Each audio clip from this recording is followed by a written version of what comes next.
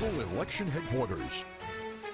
This is Politics Today with Jackie Kingston. The Borger family charged in connection with the January 6th attack on the Capitol have been sentenced. We have the latest details. And the deadline to register for the November election has come and gone. What you need to know before you cast your ballot. We are obligated to seek answers directly from the man who set this all in motion. And every American is entitled to those answers, so we can act now to protect our republic. So this afternoon, I am offering this resolution that the committee direct the chairman to issue a subpoena for relevant documents and testimony under oath from Donald John Trump in connection with the January 6th attack on the United States Capitol. Thank you, Mr. Chairman. I yield back. Gentlelady yields back. If there's no further debate, the question is on agreeing to the resolution. Those in favor will say aye. Aye. Aye. Those opposed is no. In the opinion of the chair, the ayes have it. New evidence, new images, and a new demand for Donald Trump to answer directly to the January 6th committee about the attack on the Capitol. The committee voting to subpoena the former president at the conclusion of Thursday's hearing. Thanks for joining us this morning.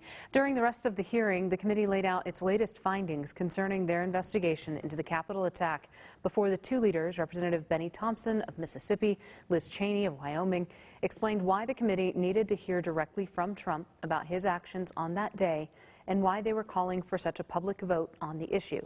This will be the last committee hearing before the midterm election. There's no word as of yet concerning future actions or hearing dates by the January 6th committee. Here locally, the Borger family, who pleaded guilty to numerous federal charges in connection with the January 6th attack on the Capitol, has been sentenced. The 5 members of the Munn family were sentenced to 3 years probation Tuesday by a federal judge in D.C. The FBI said at the time that they received a tip just a few days after the insurrection and began investigating the Munns. Dawn, Christy, Thomas, Kaylee, and Joshua Munn are all arrested in January of 2021 on numerous charges. All but Joshua were arrested in Borger. He was arrested in Jackson County, Wisconsin. Court documents filed in 2021 show how federal investigators used the family's social media posts about their trip to D.C. and the number of pictures they posted about their participation in the insurrection. 4 of the Munns reached plea agreements in May of this year, while Joshua pleaded guilty in April. Along with 3 years of probation, the Munns will also have to pay $500 in restitution and perform 60 hours of community service. Thomas, Christy, and Don Munn will also have to serve 90 days of home confinement. Thomas and Don will also serve 14 days of intermittent incarceration to be served in 7-day periods. In November, voters will choose who they want to represent them in Congress and at our state capitol. But a lot has changed since the last major election. Politics Today's Monica Madden explains what you need to know to make sure you're ready to vote. One of the biggest things voters need to do is make sure that their current address matches what is in the state system. If you learn that you are not, you cannot do it online. You have to fill out a form online, print it, and then mail it in, and sometimes that last step is a little bit hard for people who don't have a printer or for different reasons. I don't think it's streamlined enough. I think the website, there's some outdated components to it. You will not get kicked off the state's voter registry if your address is not up to date, but you could risk not voting for district-specific races like congressional seats. It doesn't necessarily mean you can't vote, but you may have to vote what's called a limited ballot.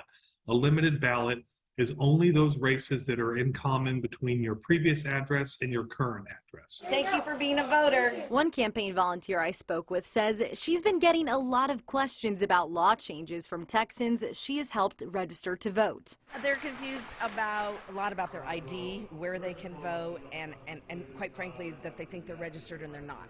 Go to votetexas.gov and just click on the first big button you see there that says, "Am I registered?" It will automatically pull up your voter registration record to confirm your status as either active or not active. Voters have until Tuesday to do so. Otherwise, they cannot participate in November's midterm elections. In Austin, Monica Madden, back to you. The state has always cleared the voter roll to rid of deceased persons or certain felons. The biggest challenge from previous general elections is now Texas is required to do monthly reviews of the state's voter rolls to identify non-citizens. The general election still under a month away, and this year Potter and Randall counties saw an increase in the number of registered voters. Potter County has just more than 4,500 new voters. Randall County currently has nearly 96,000 voters. Politics Today's Maya Clark has a look at what we could see and why we could see an increase in votes this election season. One is when there are hotly contested races for a certain office. For example, the race for governor in Texas has gotten a lot of publicity, so that kind of thing can drive increases in registration. Another are events or issues, such as the decisions that have come from the Supreme Court this year. Throughout the year, the League of Women's Voters hosted various voter registration events to reach as many people in the community as possible. We have tried to be at our normal locations where we've been used to being. We have also been able to get to every high school and register their seniors in all their senior classes, and that's the largest portion of the registrations we've done. With an increased number of new voter registrations coming in, the Elections Commission's office has been busy verifying that each person is eligible to vote. We have a lot of new registrations coming in. We always have to check them. They go through live check procedures so that we make sure that these are real people, that these people do exist, and so we have to tie it back to their Social Security number or their Texas driver's license or a number that validates it. Voters in Potter and Randall counties can expect to see new voting machines, but there are resources to make sure every voter knows what to do. We're going to be putting a video up on our website, and our website is pottercountyvotes.com, and that video will show voters how you vote on the new equipment. So if they're interested, they can go there, they can look at the video and preview what they're going to be doing. With more voters than ever expected in the state, Texas needs more poll workers. Some counties struggling and looking into ways to hire staff needed before Election Day. Hayes County officials voted to increase pay for its poll workers. They'll now make between $16 to $18 an hour. Still, Texas isn't fully staffed with election workers just yet. Sam Taylor from the Secretary of State's office says we're in a much better spot now than before the primary election. Dallas County is working to recruit more poll workers. I think they are on track to get the amount that they need. However, in Bexar County, for example, a judge recently ordered that they expand the number of polling locations. So that's something where the county is going to have to adjust. The Secretary of State's office says each county is coordinating where poll workers will be stationed. Early voting begins on October 24th. Registered voters who plan to vote by mail must apply to do so by October 28th. Your ballot must be postmarked no later than November 8th, Election Day, the day for the general election. The city of Amarillo's sales tax revenue continues to increase. Coming up, how that's impacting our local economy. We'll take a closer look. I'm Jackie Kingston. You're watching Politics Today from your local election headquarters. Randall County Commissioner's Court has started the process of issuing certificates of obligation to pay for a new jail expansion project. The commissioners expect to borrow $10 million to fund a portion of the new project. Monday, the commissioners authorized the Notice of Intention Resolution, which is the first legal step in the process. That this can all be done under the current tax structure, and that's something that the Commissioner's Court had been working on because they know they have the need, and to be able to do this without a tax increase is very important to them. On December 13th, the commissioners are expected to authorize a bond order to issue those certificates. The city of Amarillo recent sales tax revenue went up 11.5% compared with last October. Politics Today's Princess Bryant has details. Laura Storrs, Assistant City Manager and Chief Financial Officer of Amarillo, adds that although inflation continues to go up, reaching 8 to 9%, that sales taxes in Amarillo continue to keep pace with inflation. So what that means is that our local economy is doing good. People are still spending dollars here, and not just the same level as what they did last year with price increases related to inflation, but they're actually spending more currently and keeping those sales tax dollars right here in Amarillo. Store asked that this is a good thing because even with inflation going up, the community continues to keep their money local and allow the local economy to keep growing. So this is the first month of our budget, and we did have a lower budget than what we received this month for sales tax, so that's a great thing. What that means, we did actually increase our budget over the prior year for sales tax collections because we knew that inflation was having some effects on the spending and the sales tax collections here in the community. So we did grow our budget related to sales tax. What that means as we grow our budget, we can grow some of the services either that we're providing the community or add in things maybe for the police department, fire department, streets department. She asked when the sales tax collection comes in stronger than what was projected, those are extra dollars that could be used for one-time projects. One of the big funding things that we were able to achieve with sales tax dollars this past year was funding for a brand new fire station out in kind of the medical district area. We're working on that currently. Stores adds in their current year budget, a conservative number was added for sales tax, knowing the insecurity of inflation in the economy to keep it sustainable for the community. In June, the City of Amarillo and ATT announced a $24 million project where the company will expand its fiber network within the city to reach more than 22,000 homes and businesses. Rich Guyon, the Chief Information Officer for the City of Amarillo, says the city's been working on 2 projects to expand broadband access. He says AT&T has already started construction and they anticipate 50% completion in 6 months, 60 to 80% in a year, and 100% completion within 36 months.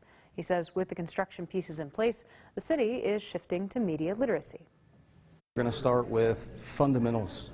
For some folks, it's as simple as how to turn on a computer, how to use email, what social media is and what it isn't, and how to be safe online. Amarillo Mayor Ginger Nelson says in an op-ed released on Tuesday, quote, "This is the first project on such a large scale in Texas, and we're proud to be leading the way and setting an example for other cities and local governments." She went on to say that internet access plans will be at no cost to citizens who qualify for the federal Affordable Connectivity Program. City officials approving the replacement of lights at city parks in a Tuesday city council meeting. The project passed with a 3-0 vote. It allows Musco sports lighting to replace old lighting systems at certain city parks and recreation facilities. All locations to benefit from the project are listed here on your screen. The more than $7 million project also includes other improvements like updating electrical and adding plug-ins for food trucks there at the parks. The City of Amarillo having a third-party business help collect solid waste as they continue to try and work to fill vacancies. Republic Services have said that they are willing to help and that they have 2 of their employees in service within the next 2 weeks. They also announced that they're keeping the roll-off containers in the community to collect trash. The City Council discussed the City of Amarillo becoming a sister city with a city in Ukraine. Coming up, we'll have more from the Council's decision.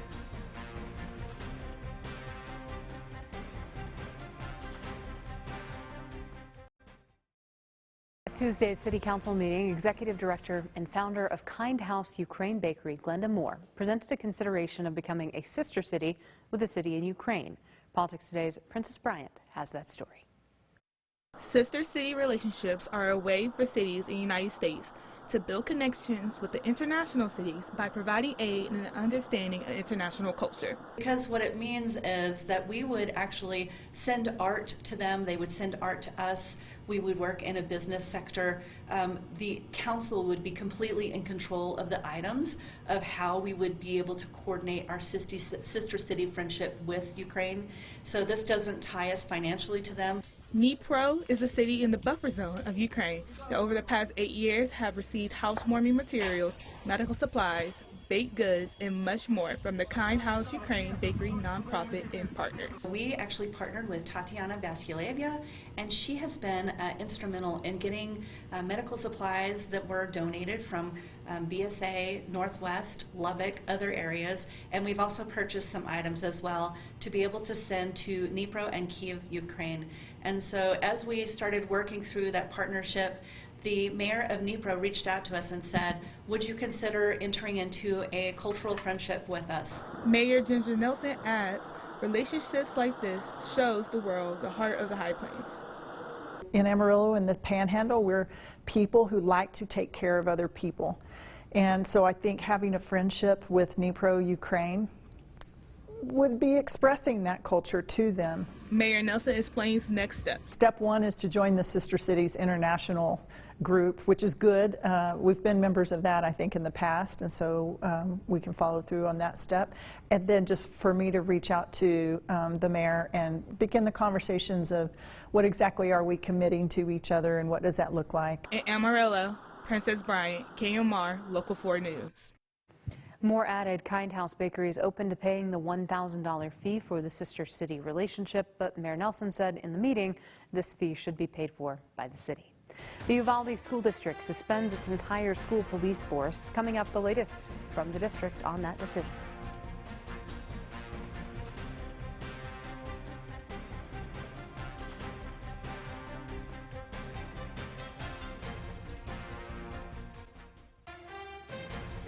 An update now from Uvalde, where the school district has suspended its entire school police force last Friday, more than 4 months after the shooting at Robb Elementary School. Now, this comes as families of the victims are demanding more accountability for those involved with the response. Politics Today's Monica Madden reports. Accountability starts at home. Brett Cross lost his son Uzziah in the May 24th Robb Elementary School shooting. We have to do what's right and stick up for our kids and make sure that they are safe. We caught up with him Tuesday about his demands for Uvalde CISD. I set up for the night. He had been camping outside the school for 10 days straight. Not letting them forget the 19 kids, the 2 teachers. I will be a daily reminder. He's been exactly that, and now the district is making changes. Uvalde CISD saying in a Friday statement, recent developments have uncovered additional concerns with department operations, prompting them to suspend its 6-member police force. Cross sharing the news with his Twitter followers saying, "We did it, and we are going home." Should have happened 4 months ago. The only people that are not moving forward at this time is the Department of Public Safety. The announcement also follows Thursday turmoil when the district fired Officer Crimson Elizondo after media reports exposed her employment details. The former DPS trooper is under investigation for her response to the shooting. Emails we obtained showing DPS did tell the district that Elizondo was under investigation, but did not disclose that it was related to the school massacre. So they both failed. It is apparent to me that as we talk about nationally about passing the trash, which is a term when we talk about bad cops, that agencies like the Department of Public Safety need to be more direct, more communicative. Some generalized letter from an HR person is simply not enough here. Uvalde CISD says it asked DPS for additional help to fill the gaps of its now suspended police department. Another national story we wanted to bring you this morning. Vice President Kamala Harris says Americans don't need to abandon their faith to support abortion.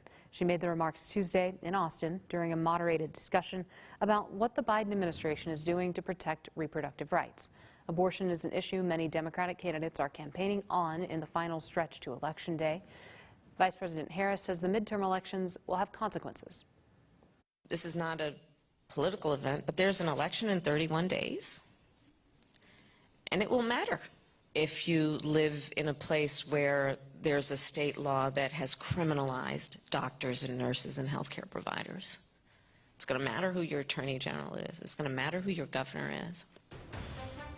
We'll wrap things up here on Politics Today right after this.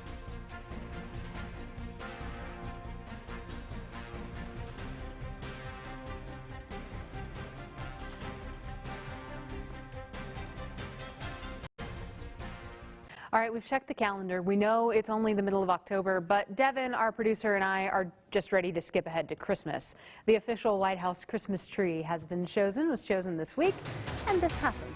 It's coming from Evergreen Acres in Pennsylvania. They were selected after being the 2022 grand champion at the National Tree and Wreath Contest. They also gave the White House Christmas tree in the year 2000, and last year, the tree was from North Carolina. I love that tradition. I think it's a great one, a beautiful tree that will make for a beautiful Christmas season there at the White House. Don't forget that you can follow along with us on social media. I'm on Facebook. You can find me on Twitter, Jackie Kingston plus the number 1. Stay up with all the latest political news with us throughout the week over on our website, myhighplains.com. Check us out on social media as well. And don't forget other important holiday dates to put in your calendar, or close enough to holiday dates: early voting and Election Day. These dates here: early voting beginning October 24th. You need to apply if you plan to vote by mail by the 28th of October. And then Election Day, of course, is November 8th. We'll have returns for you here on air and online as well. Have a great week. We'll see you soon.